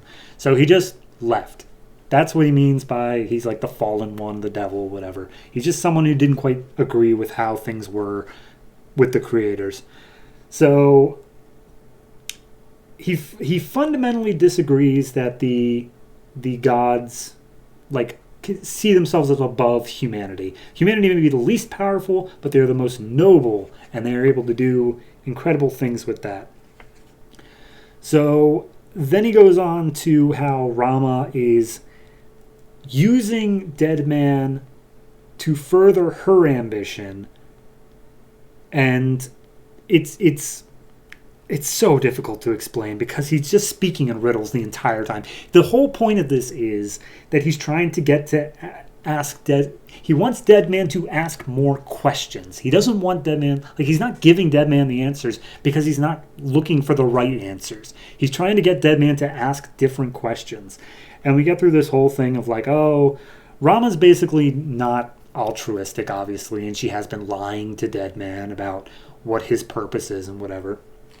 And basically he says, like, look, you're looking for answers.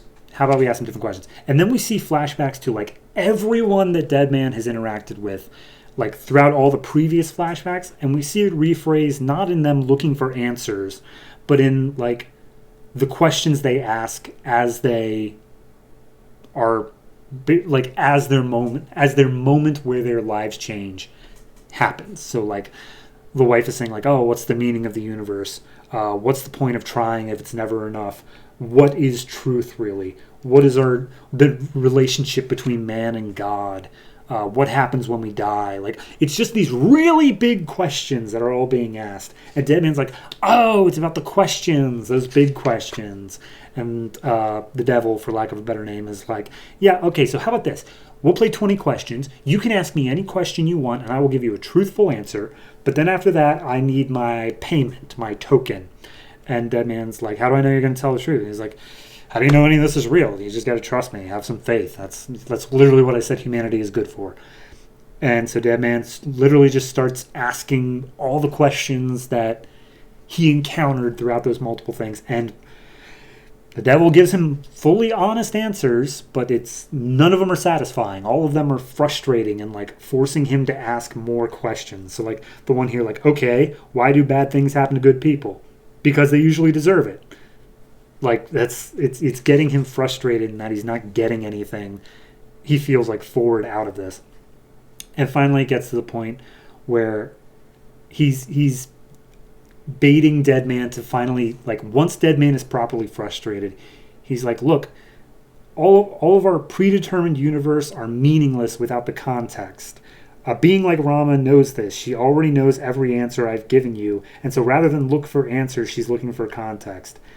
And Deadman's like, I didn't ask for any of this. I didn't want any of this. And the devil's like, and Deadman's like, what are you talking about? He's like, that question, the one that just flashed through your head, that's it. Rama doesn't want you to get answers. Rama wants a new question. Rama needs a purpose because she's losing faith in herself. She needs something for her to ponder over the existence of her entire godhood. She needs a reason to be, just as much as any other human needs to be. She needs a new question, and you just figured out what that question is. So the roller coaster comes to a stop, and Boston's like, if you knew where we were going to be at the end of all this, why not just tell me to begin with? And he's like, I mean, like, that's part of the fun of it. Plus, I need you to be properly frustrated so that you could figure it out yourself. So right on cue, Boston's guy comes back. He rolls up. Boston goes and gets back into his body, and the devil asks for his fee, and he's like, wait a minute, I didn't get my 20 questions wet. And he's like, I wouldn't have charged you anyway. The advice is free, but for the ride, you have to pay. And he's like, okay, all right. And he hands over the book that he got from the librarian, not of his own life, but of the librarian's life, which the devil's like, oh yeah, okay, yeah, no, we're good, we're square. This is going to be fun. So, as he's departing, he wishes Boston good luck, and he's like, the look on her face as her own, as a mere mortal sticks it to her, that's going to be priceless. So he wheels out of the fairgrounds, he goes through town, he reaches an alley, and he looks up and he says, what took you so long? As we see this giant version of Rama looming over the houses. And he's like, I'll just read it verbatim. Hear me now and hear me well, Boston Brand. For your betrayal of my trust, for your collusion with the sun in the morning, I will punish you and the innocent lives you have defiled. You will all pay the ultimate price and end to the meaning of your existence. And that's where we leave off with the final issue next week of Deadman as a whole, because this is an anthology series. I really like this issue, but I can definitely see it not being for everybody. Like, I like how it just took the time where it's just like, we're just going to talk about stuff. We're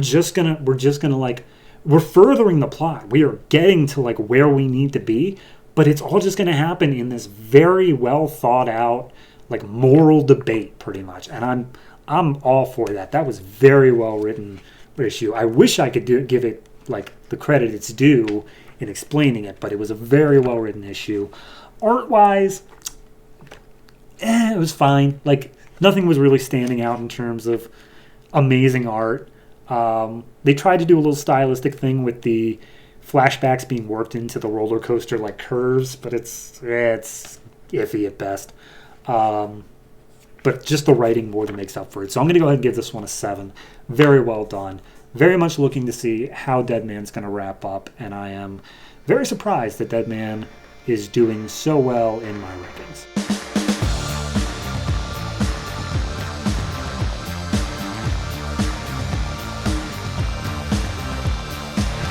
Justice League number 4, written by Geoff Johns, art by Jim Lee. We last left off with Cyborg being made and Aquaman showing up out of the water. This issue picks up with Cyborg continuing to be made, screaming in pain because there's a bunch of technology bonding to him. All the scientists and his father nearby are like, okay, so he's in super pain, maybe we should do something. And his father's like, no, his pain will deal as soon as the metal, bonds to him. And the last scientist is like, I mean, we used a lot of experimental tech, Silas. We don't know what he's going to be when this is all done. Apparently the monsters, the parademons, try to bust down the doors. Cyborg finally manages to get a word out. He steps forward, and we see that the tech is just bonding to him. Everything's on autopilot to start with, according to his dad, so that he'll be safe until they can transfer control over to him. And as if on cue, the parademons bust down the door. They immediately charge towards Cyborg. Defense mode activates, and he uses his white noise cannon, just his normal arm cannon pretty much, to blast away the parademons. He looks down at his hand, he sees what happened. He finds a mirror, and he sees like what he looks like, and he's like, what happened to me? And how he hears a buzzing in his ear that just won't stop. He looks over to his dad, and he's like, Dad, what's happening to me? And he's like, you're my son. You were going to die, and I did what I had to save you. And he's like, you did this to me? He's like, I wasn't going to lose you, son. And immediately Cyborg just runs off. He's like, you did this to me! Flies away. And his dad's upset, but we don't care about him. Moving on. So the pretty much entire Justice League is here. Everyone sans Cyborg, Superman, Batman, Aquaman, Green Lantern, Flash, and Wonder Woman. They're all just gawking at Aquaman. And it's like, Aquaman, you're real? I thought that was a Conan O'Brien sketch. They literally say those words. And they're just, talking about like, okay, so Aquaman, why are you here? Oh, well, I found this parademon. He was in the water. So which one of you guys is the leader? I'm not seeing a leader here. And Batman's like, hi, you clearly aren't looking at me. I'm clearly the leader. And Aquaman's like, well, I'm kind of king of Atlantis, or at least heir to the throne, so I have a bit of bit of an idea how to lead. Maybe I should be taking over. And Green Lantern is just full on, just like, no. You're not.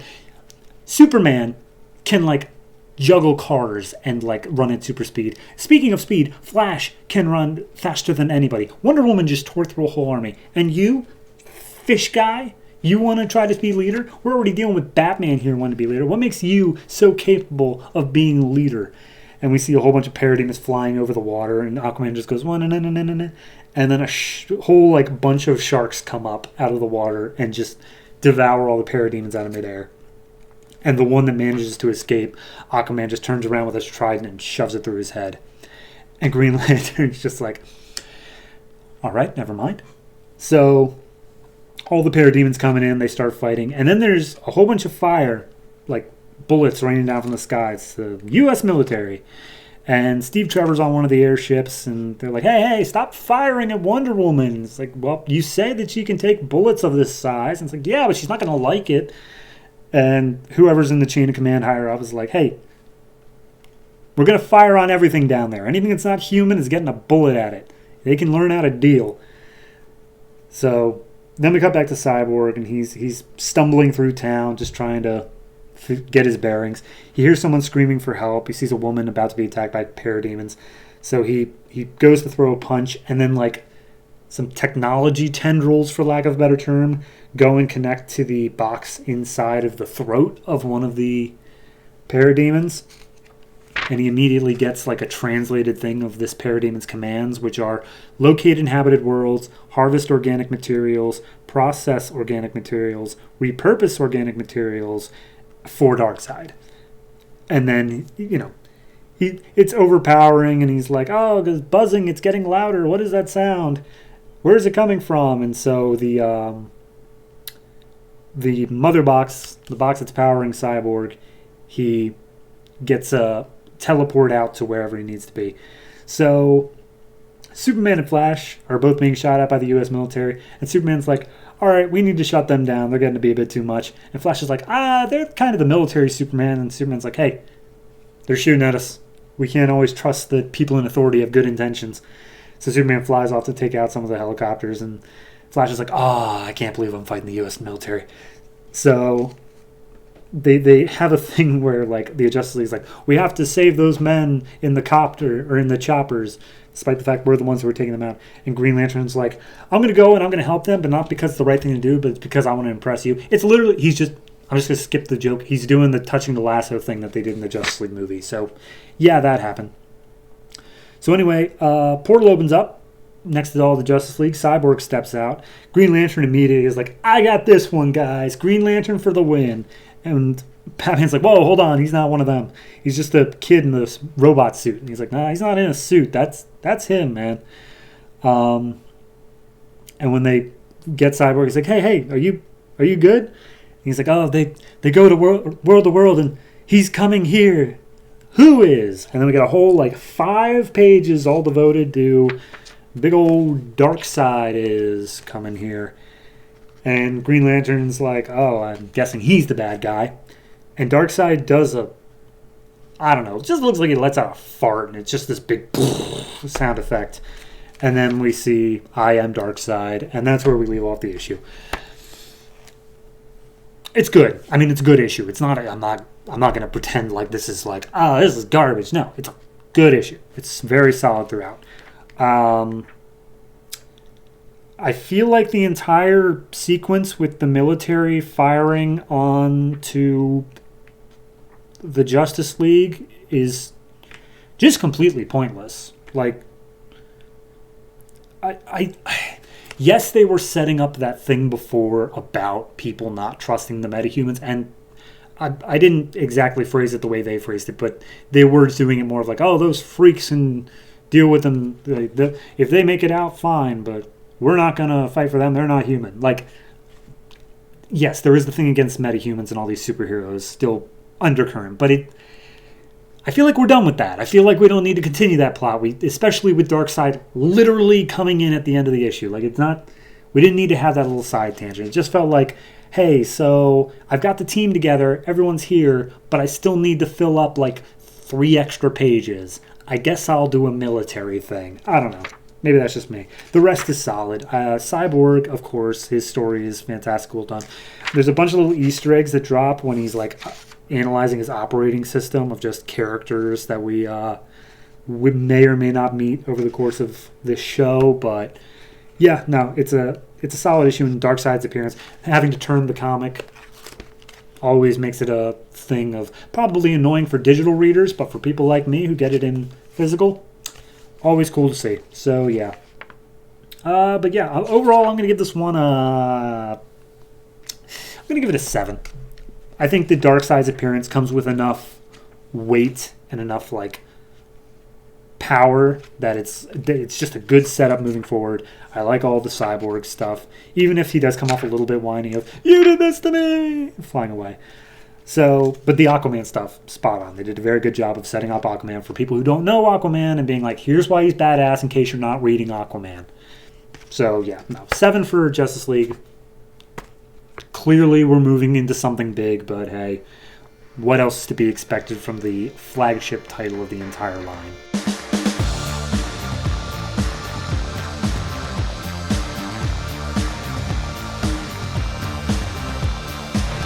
Wonder Woman number 4, written by Brian Azzarello, art by Cliff Chang. We left off last issue with Wonder Woman renouncing her name of Diana and officially leaving Paradise Island for forever, it seems.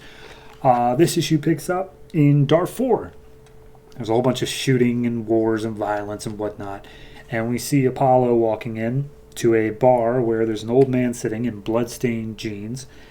And it is, I guess, maybe Ares, but he just keeps calling him War. So I don't know if that's the same thing yet, regardless.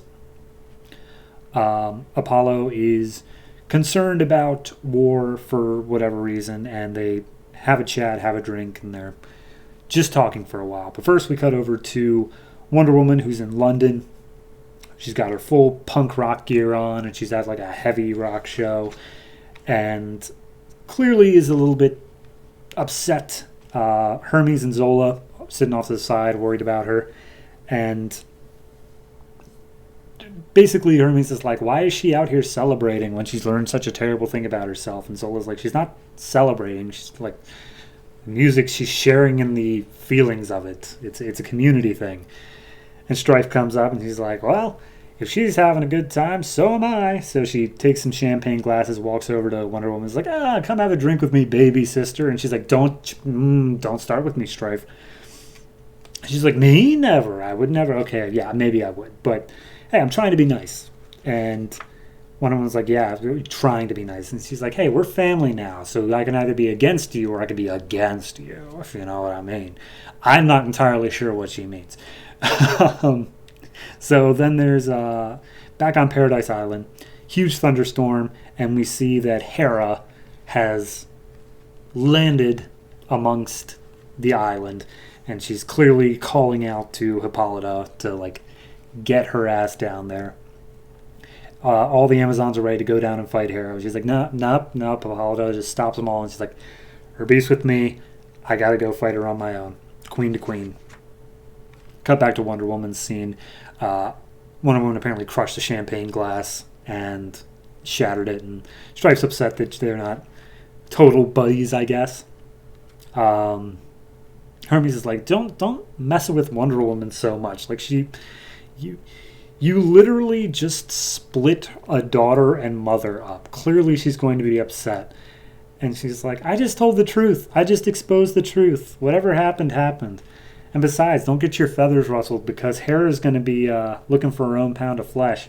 Maybe we can give her what she's looking for as she touches Zola's stomach. And immediately Wonder Woman just rushes over, grabs Strife's hand, puts it on the table, and slams the shattered wine glass through it. And she's like, that's what family means to you? You just showed me what your true colors, Strife. Like, get out. And Strife picks up her hand, licks off the blood, and it's just like, oh, don't worry, I promise that won't happen again, even when you're begging me for it. And so Strife leaves, and Wonder Woman's pissed. Cut back to Hera versus Hippolyta, and Hippolyta is just full-on apology mode. She's like, I'm sorry. It was never my intention to upset you. And she's like, oh, I'm sorry. Yeah, okay. You slept with my husband. She's like, I did it all for my daughter. And she's like, no, that's my husband's daughter. And throughout all of this, the Amazons are slowly like surrounding the pair of them without any of them noticing. And Hera's just like, why would you, Hippolyta, you were so good. Why would you do this to me? Why would you? What did he say to you? What do I have to say to him? And then Hera realizes that they're surrounded, and Hippolyta's like, I told them not to intervene. This is purely on me, and I'm not worthy of their defense anyway. I have lost my daughter, and I've lost your faith. I am so sorry, Hera. And Hera's got this giant battle axe, and she's ready to bring it down on Hippolyta. And Hippolyta's just asking for forgiveness, but then Hera drops the axe and leans down next to Hippolyta and says, oh, my dear Hippolyta, I wish I could forgive you. We cut away back to Wonder Woman. She's talking to Zola, and they're just like, oh, man, I had a great night tonight. It's so good to be out of the craziness. And they talk about, how Zola, she never really had a home. Her father's in prison, and her mother wasn't much of a mother. The house that she was in was just a house. It wasn't ever a home. And she's just, she feels better off without it. Whatever she ends up being, wherever she ends up going, it's going to be better than that, right? And Wonder Woman, she hears all this, and she takes it to heart, and she eventually realizes what she has to do. Puts back on her Wonder Woman gear, and trades off her shield and sword for Hermes' staff, so that she can, I guess, teleport back onto Paradise Island. I didn't know that was a thing of it, but sure. And as she arrives, she sees just a bunch of Amazonian gear just scattered all about. And as she approaches the big central area where Hippolyta was fighting Hera, she sees that it's overrun with snakes. Like, they're all the Amazons were turned into snakes. And she sees in the center Hippolyta, and she's just like, oh no, I'm too late. I'm so sorry for what I did. I reacted brashly, and I'm sorry I hurt you, and I wish that I could say that, yes, I am your daughter by blood, but now it's too late. Please forgive me. As we see that Hippolyta has been turned to stone. And I thought that's where the issue ended, but he actually goes on for one extra page of back to Apollo and War talking in the bar. And Apollo lets War know, hey, Zeus is apparently just gone. Like, does not exist anymore. He's dead. And War's like, well, the only person who could do that is someone of his own blood. And despite the fact I'm blood covered, no, it wasn't me. And he's like, no, I didn't think it was you. But, like, a lot of people are going to think it was you. So maybe me and you could, like, buddy team up. And he's like, I don't think you're doing this for my sake, War. Look, do you want to be, like, king of the gods? Is that what this game is? And he's like, well, maybe. Do you got a problem with that? And War's like, no, I'm tired, and I don't want to get involved in that. So you do whatever you're going to do. But just remember that the mortal hands are what determine the power of the gods, and War will always be around in the mortal world. It's inevitable, as we see just dead bodies littering the town as he walks away. And that's it. That's where the issue leaves off. It's good. I mean, it's a fine issue. It's not... It's got good moments. I guess I don't much care for the entire Wonder Woman side of things. The Hera and Hippolyta plot is far more interesting in terms of, like, what was Hera going to do and then ending up on what she did. And then I'm, of course, very interested by the opener-closer with War and Apollo of, like, Apollo's a major driving force of trying to become king of the gods. So that's something interesting. I'm interested in pretty much everything except the Wonder Woman part, which is a bit disappointing, Like, hopefully it'll pick up now that the part where it's just them sitting around talking and Strife is now out of the picture. Like, Wonder Woman can actually start making some moves, whatever they may be, in order to avenge her mother's untimely passing. So overall, I'm going to give this one a 7. A lot of that comes down to the scenes that I mentioned. The art style throughout, very good. I love the style that Cliff Chang's got. It's very very stylized, but at the same point, it's still feels like, your normal comic book, not like too crazy out there. So no, 7 for Wonder Woman number 4. Looking forward to where it goes next.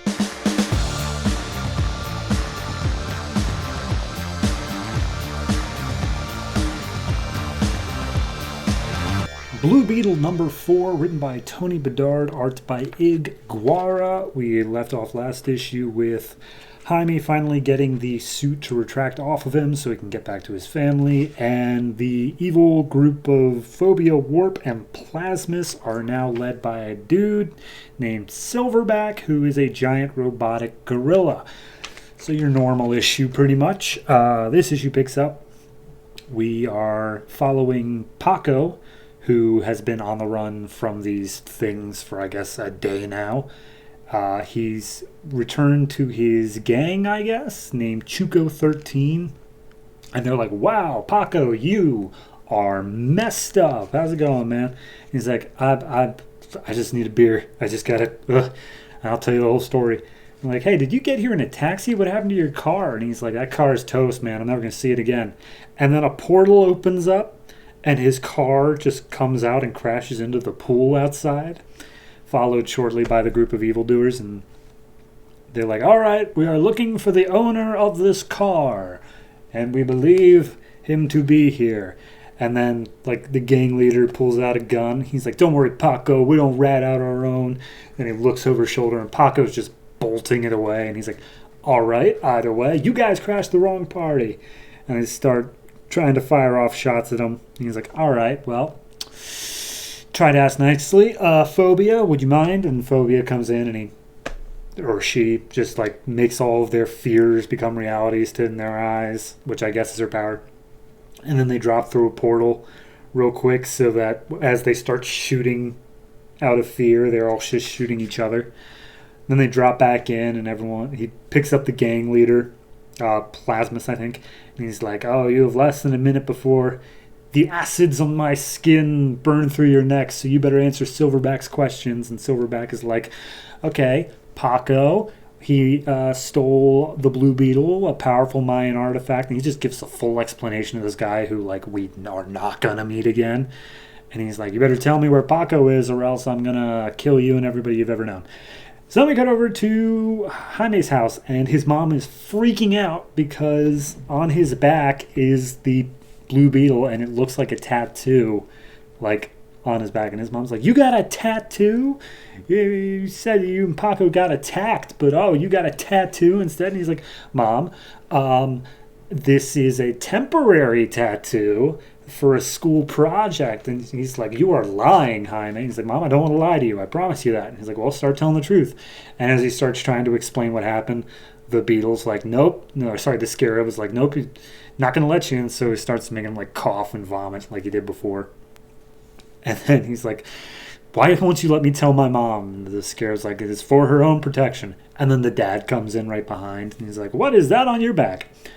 So apparently he's driven into school by his dad, and his dad's like, oh, they're going to get that laser removed, and you're going to be paying for it. And I hope it hurts like hell. And he's like, I'm sorry, Dad. I didn't mean anything. So then he's talking to the Scarab, and he's like, look, you have to start working with me, all right? And the Scarab's like, what do you mean? He's like, I let me talk to people and, like, try to not be such a dick all the time. And he goes into the bathroom just to, like, catch a breath and, like, maybe be able to deal with this thing a little bit better. And a bunch of the jocks who I think were threatening him in, like, issue 1 follow him in. He's like, hey, we got a message for your buddy Paco. And he's like, all right, fine. What's the message you want me to send? And he's like, oh, it's kind of a visual message. We're going to write on your face with our fists. And, of course, the Scarab takes this as a threat and starts transforming him. Jaime ducks into one of the stalls, and the guys are like, what? We're still going to kick your ass, dude. And he starts transforming. He's like, oh, get out of here. It's going to kill you. And he's like, what? Keep your pants on. What the hell are you talking about? And there's, like, a smell of burning and such as cannons start powering up. And before it gets too far, I'm blanking on her name again already. Brenda. She shows up in the door of the bathroom, and she's like, "Hey, what would your college scouts say if I told them that you sexually assaulted me in here? Which is a really big threat, but he's just like, all right, fine, we're leaving. But Jaime, I am going to kick your ass later anyway. Sopa starts talking, and Jaime starts having the suit retract. And Brenda says, like, oh, yeah, Paco, he came by my bedroom, and, like, he was freaking out, and he was just on the run from something. And he said something about a stolen backpack, and Jaime's just, like, pushes through her and runs out the door. He's like, I don't know nothing. Paco's full of it. And he sprints out the building as fast as possible. Now he's like, all right, we got to find Paco because clearly he's in trouble. So he has the Scarab searching for Paco's cell phone location, and they're going to track it to wherever it goes to. Cut over to where they are at, which is a motel that Paco, I guess, was staying at when he was on the run. The evil guys are already there. They figured out that he's there, and they're going to bust down the door and basically just, torture him and kill him and whatnot. But before they get in, Jaime arrives, and he's like, no, you stay away from him. And everyone's like, oh, that's him. That's the guy with the blue beetle. Come on, let's fight him. So they all start fighting. Silverback lands some good hits on them and start, like, trying to crush his head pretty much. And Jaime tells the suit, like, oh, they're trying to kill me. Go ahead and take care of this. And he's like, all right, but this is going to be lethal. That's cool now. He's like, yes, just do it. And he fires off a shot at Plasmus and Silverback that just take them out. Like, they're gone. Phobia and whoever the name of the last guy is, they warp out, leaving Silverback behind. They do take Plasmus with them. And they do a scan on Silverback, and apparently he's not human, but he does have like a human brainwave inside of his Silverback. I don't know. I'm assuming he's dead. If he comes back later, we'll deal. But anyway, he's like, oh god, I just killed like a kind of human. I need some air. So he has the mask retract. And at that moment, Paco comes out, and he's like, Jaime, that's you inside that suit? And the Scarab's like, mission compromised, got a deal. And he transforms the arm into a giant blade and just shoves it right through Paco. So yeah, that's where we leave. I really like this issue. It's got some good comedy beats. It's got it actually furthers the plot a lot, and like, he's dealing with the Scarab and trying to like reason with it and stuff like that. And it feels sort of like the first Marvel Spider-Man movie, Homecoming, where he's just talking with the suit and reasoning through it. The difference being is that this suit is actively like working against the things he wants, which adds a bit of both levity and drama wherever it's needed. So, no, I'm really liking Blue Beetle. I'm liking where it's moving. I'm going to go ahead and give this one a 7. You know what? 6.5. My real critique with it is the fact of everything leading up to this is like Silverback. He's gonna be the one that's nope, he's gone. He didn't do anything, and he's gone. Okay, all right. I don't know. I don't like it when comics do that sort of thing where it's just like, oh yeah, this threat. Nope, he's done now. Okay, well, like you already had a team of like 6 villains we've seen so far on both sides of this fight. Clearly one of them could have been the one that could just step up and take it that little extra mile. But no, you had to introduce a new one and then immediately be like, all right, he's kind of out of it. So no, that's my only real complaint. But everything else, fantastic. I do like the art style. The writing is solid. It's a good 6.5, and I'm looking forward to seeing where it goes next.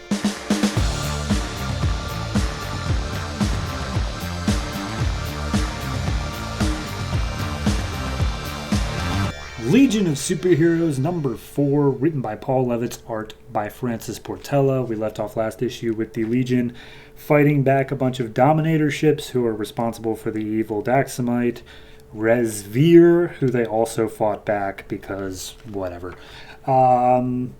This issue picks up with them having Resvir captured in Inertron, which is apparently this unbreakable metal. And then he just immediately breaks out of it. And like they see him breaking out of it and they just don't really do anything. And then they talk to one of the newbies who I literally forgot the name of, Chemical Kid, whose abilities are to catalyze chemical reactions. Okay. And they tell him like, hey, this Inertron, the strongest material in the world, may not be able to hold him, but I bet your powers can. All you got to do is just think about like stopping his ability to turn sunlight into power, and then also like slow down his breath and stuff, and just do a bunch of things really fast as he's charging at you with intent to kill. So go ahead and get on that. And he's like, and he puts his hand up and starts doing his power thing, and it's literally not working yet. So a couple other Legionnaires pull him out of the way of certain doom, and then as he's up in the air, he manages to land the hit. Resveer falls to the ground, knocked out cold, and Mon-El's just there like, all right, that's a cool trick, but don't you ever try that on me. Ha ha ha ha. So then we cut over to the Dominator ship where Chameleon Lad, I think is his name, is incognito as one of the Dominators, and he's just creeping around just like, yes, the Legion will follow us, and then our plan will be complete. He's like, all right, well, I got to make sure that we stay here in United Planet space and the Legion doesn't follow. And he passes by this group of like little grunts, and he's like, cool, the grunts don't mind when I don't say anything to them, so I don't have to give up my identity. Maybe it would be better if I turned into a fly, though, so that nobody notices me. And the moment he turns into a fly, all the alarms go off, and he's like, okay, so they can notice a fly. That's cool. So then we cut over to Daxam, and a couple of the Legionnaires are there, and they're like, okay, but like, nobody here thinks that Daxam is a prison. It's just that one guy. Like, what could possibly be going on? Who's buying into this propaganda? And there's like, look, we'll just look into it. It's whatever. The guy, Resveer, he worked on a micronuclear program here. So let's just go check out to see what this program is. And the one guy, I don't even think we ever got an introduction to him, but he can turn invisible, and he speaks in like French, I think. He walks through the door, and he's like, oh, they're working with kryptonite. And so everyone just talks to them and is like, oh, we didn't realize that kryptonite was a restricted substance. We just had a tiny meteor fragment of it. And it's like, and who got that meteor fragment? He's like, oh, well, Resveer did. Was Resveer behind this whole thing? Yeah, clearly. So anyway, we go back to the Dominator ship. The alarm's still going off looking for the fly. Chameleon Lad's like, all right, well, they didn't notice me when I was one of them, so I'll just transform back into that and everything will be cool. So he transforms back into that. He gets one of the grunt squads that were walking by, and he's like, hey, you guys, act as my guard so that whatever intruder is here doesn't get to me. We have to go defend the engines. Wink. And then we just kind of don't deal with that anymore. We cut to Brainiac 5, who is still analyzing Glorith's shields and how it can like create energy from like nothing. And he's like, this doesn't make any sense. This is going against every law of physics possible. And I don't even know this girl's name. Nura. Sure, she's got some sort of magic powers. And Brainiac's like, yeah, magic is... it's a thing, but it still follows the laws of physics. But her thing I can't explain unless she pulls energy through time, and that's how she gets her power.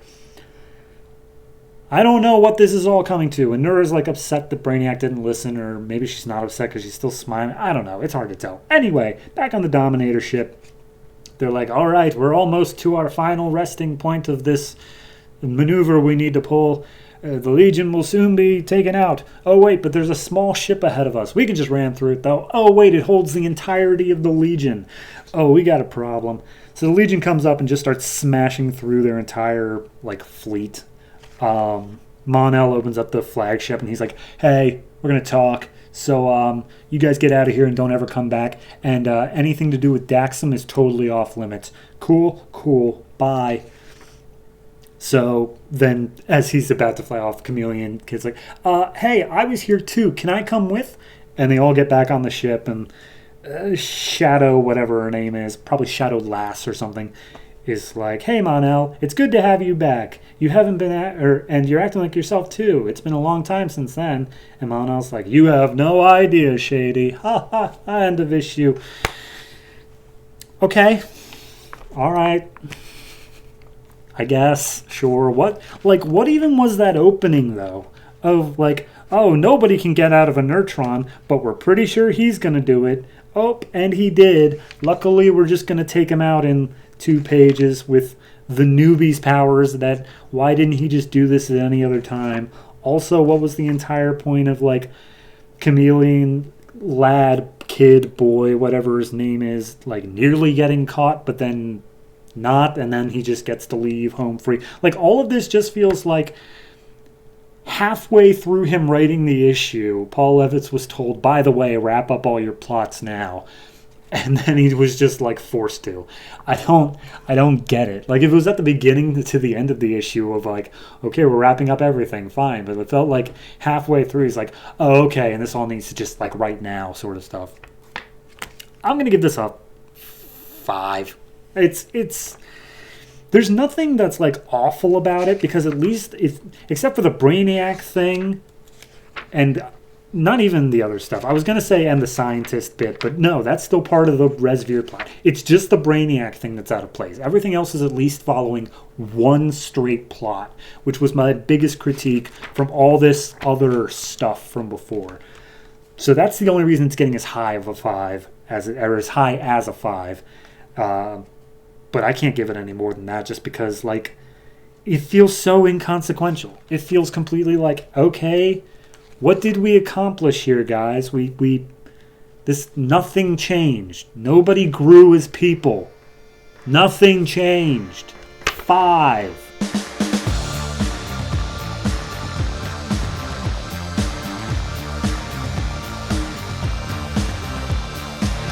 And that's it. That is all the comics that came out from DC Comics this December 21st, 2011.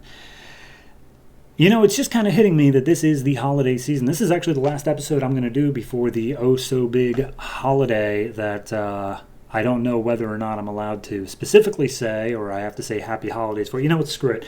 I'll just say it to everybody. Because I won't see you beforehand, happy Boxing Day to everybody.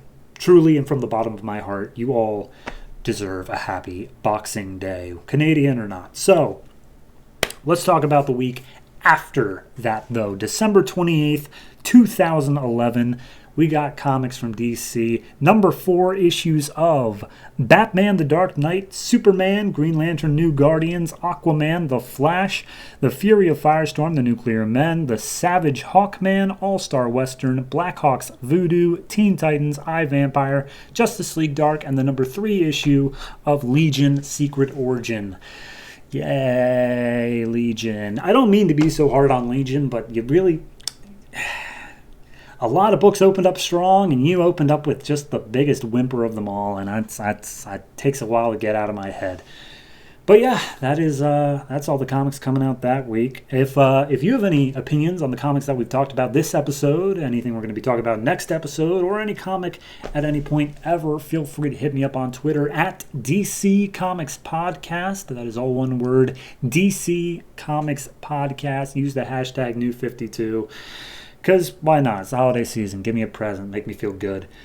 Also, we have a Patreon. You don't get any bonus content from me, but there's bonus content from all the members of the Mild Fuzz Network. If you just go to Mild Fuzz TV, that is Mild Fuzz TV on Patreon, give them your money, because that's the season of giving. There, I spun it around. That almost kind of worked as a segue. So, yeah.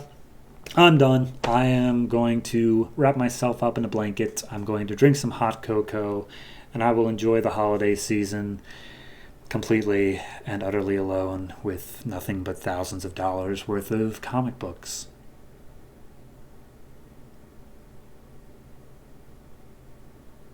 Sorry, I went to a place there. And always remember, if it ain't broke, don't fix it.